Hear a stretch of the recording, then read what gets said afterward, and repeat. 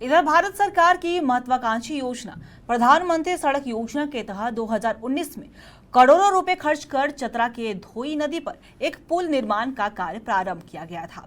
इसका मुख्य उद्देश्य था कि नक्सलियों के मांद में आसानी से पुलिस पहुंचकर उनके नापाक मंसूबे पर पानी फेर सके, लेकिन पुल का निर्माण संवेदक सहायक कंस्ट्रक्शन का भेद चढ़ा हुआ है और न ही पुल निर्माण कार्य पूरा हुआ है। देखिए रिपोर्ट में। दरअसल पूरा मामला चतरा के प्रतापपुर के लिप्ता गांव से सिलदाहा समेत बिहार को जोड़ने वाली धोई नदी पर बन रहे पुल निर्माण का है, जहां लोगों को आने वाली बरसात की चिंता सता रही है। लेकिन पुल निर्माण के बाद तमाम जनप्रतिनिधि और अधिकारियों ने स्थानीय लोगों की सुध ही नहीं ली है। नतीजा, करोड़ों की लागत से बना पुल महज एक अप्रोच सड़क नहीं होने के कारण अधूरा है। इस पुल का निर्माण हुआ तो ग्रामीणों को लगा कि शायद उनकी आवाजाही आसान हो जाएगी, लेकिन आज भी अप्रोच सड़क की बदहाली स्थानीय लोगों का सिरदर्द बनी है। 7 साल से पुल निर्माण का कार्य हो रहा है, बस थोड़ी थोड़ी सी होती है और काम बंद है। ठेकेदार अपना ऐशो आराम में एसी का हवा खा रहे हैं और हम लोग यहाँ नदी में पानी का बुलबुला ले रहे हैं। जब बरसात आ जाती है तो मोटरसाइकिल नहीं पार होता है, लोग बट बाजार सिलदहा आना जाने में उन लोग के कष्ट होता है। क्या बताएं हम लोग किस तरह अपने क्षेत्र में घुट घुट कर जी रहे हैं। कल भी हम लोग डोली पर ले जा करके किसी का डिलीवरी करवाते थे, मरीज को हॉस्पिटल भर्ती करते थे। आज भी हमारे यहाँ झारखंड सरकार के बनने के बावजूद भी, हमारे यहाँ के मंत्री सत्यानंद भोक्ता के रहने के बावजूद भी वही हाल है। इतना बार हम ठेकेदार के बोले कि सर जल्दी काम कर दीजिए, सर आपको भी लेट हो रहा है, धीरे धीरे कीजिएगा तो आपका एस्टिमेट बढ़ेगा या घटेगा, लेकिन वो ठेकेदार कुछ नहीं सुना आज तक। हम लोग बात संबंधित मंत्री को भी कहे, सांसद स्थानीय सांसद महोदय को भी बोले और पंचायत प्रतिनिधि लोगों को भी बोले, लेकिन किसी तरह से ढलाई कार्य पूरा किया है 6-7 साल में वो, लेकिन अभी तक मट्टी का कार्य दोनों तरफ जो जोड़ने वाला होता है, मट्टी एक साइड तो भर दिया, एक तरह का अभी तक भरा नहीं है। जो अब 15 दिन में बरसात आने वाला है, बरसात के बाद में फिर वही हम लोग को शुरू हो जाएगा। झारखंड बनने से बड़ा उम्मीद लगा था कि बहुत जल्दी हम लोग का पुल बन जाएगा, लेकिन कितना प्रयास के बाद काम भी लगा इसमें, तो ऐसा घटिया ठेकेदार के द्वारा काम करवाया जा रहा है कि अभी तक पूर्ण नहीं हो सका काम। वहीं इस पूरे मामले पर आरईओ के जिला कार्यपालक अभियंता ने बताया कि काम में देर हुई है, लेकिन उस पुल निर्माण कार्य में कुछ चीजें ऐसी थी जिसमें डिजाइन चेंज करना था, उसी को चेंज करने में देर हुआ है। साथ ही देर होने का कारण कहीं ना कहीं संवेदक की घोर लापरवाही भी है।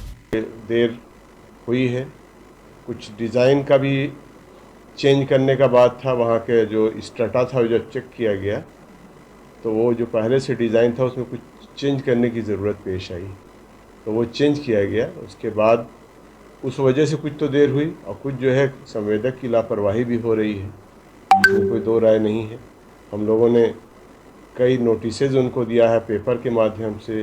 बहरहाल ऐसे में सवाल यह उठता है कि अगर इसी प्रकार आरईओ का जिला कार्यपालक अभियंता शाहनवाज खान अपना बयान देते रहे तो क्या इससे आमजनों की होने वाली बरसात के मौसम में आवाजाही और बाढ़ से निजात मिल पाएगी, या फिर विकास के बाट जोहते ही रह जाएंगे ग्रामीण।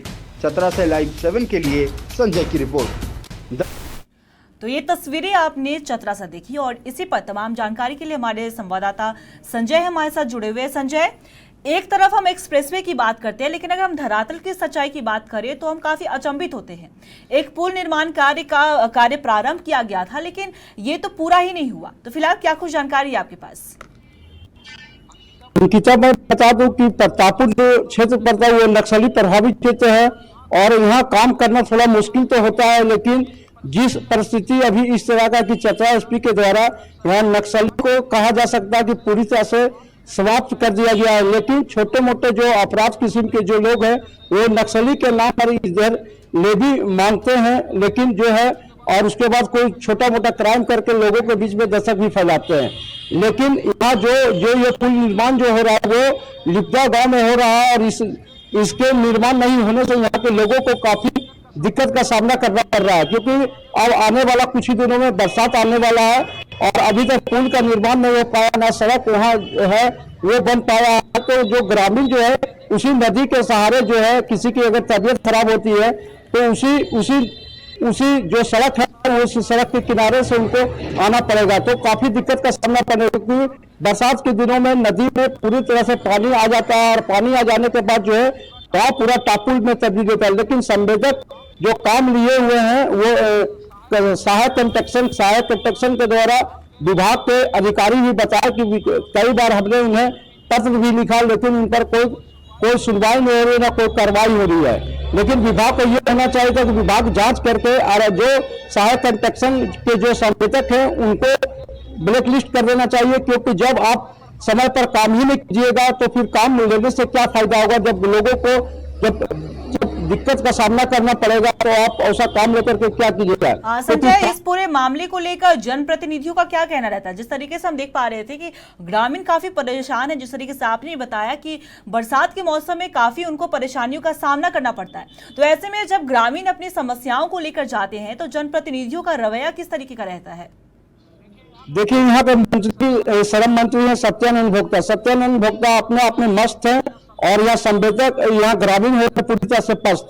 इसलिए कि मंत्री जी दौरा करते हैं, ऐसा नहीं है कि वो आते तो क्षेत्र का दौरा नहीं करते, दौरा करते हैं, लेकिन वो भी अनदेखी करते हैं। अगर वो अनदेखी नहीं करते तो पुल का जो निर्माण होता है, जो यहाँ की जो समस्या होती है उसको समस्या को देखते हैं। अभी आप देख सकते हैं कि उनके जो ससुराल पड़ते हैं यहाँ आपका बगल में सेल में भी बिजली की ऐसी समस्या है कि 8 महीना से आज तक ट्रांसफार्मर नहीं लगा। लोग अभी भी परेशान हैं। उनके साला से मेरी बात हुई थी, साला भी बताया कि जीजा जी हमारे मंत्री हैं, लेकिन उसके बाद भी हमारे गांव में बिजली नहीं आता है। जिस तरह से हम बता सकते हैं कि अगर पुल निर्माण यहाँ जो समस्या है उसमें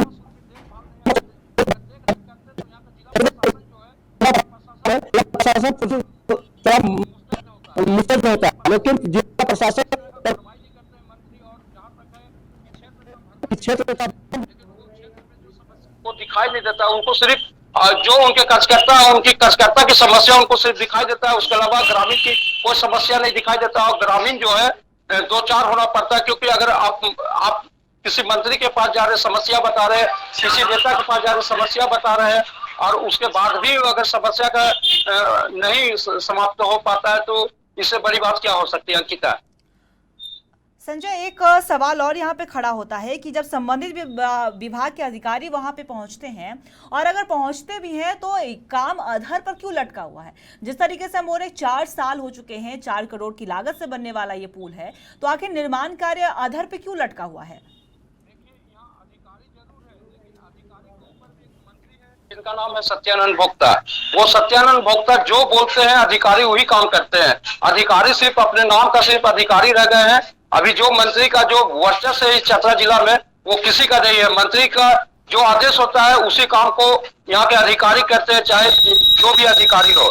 और इसी के चलते जो है अगर अधिकारी अगर समस्या को लेकर के ग्रामीण जब समस्या को लेकर जाते हैं उसका निराकरण करे तो समस्या उत्पन्न होगा ही नहीं। लेकिन यहाँ सिर्फ आज तक सिर्फ मंत्री का यहाँ सत्यानंद भोक्ता का वर्चस्व है, और सत्यानंद भोक्ता जो बोलते हैं वही काम अभी जिला में हो रहा है। जी अंकिता।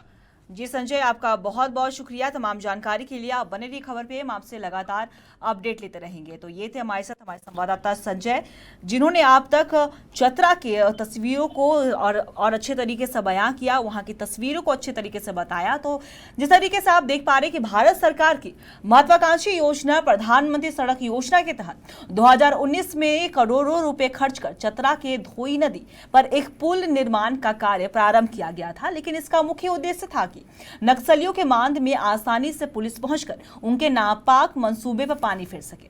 लेकिन अगर धरातल की सच्चाई की हम बात करें तो पुल का निर्माण संवेदक सहायक कंस्ट्रक्शन का भेद चढ़ा हुआ है, और ना ही पुल निर्माण कार्य पूरा हुआ है। अब ये देखने वाली बात होगी कि पुल निर्माण कार्य कब पूरा होता है और कब ग्रामीणों को उनकी समस्याओं से निजात मिलता है।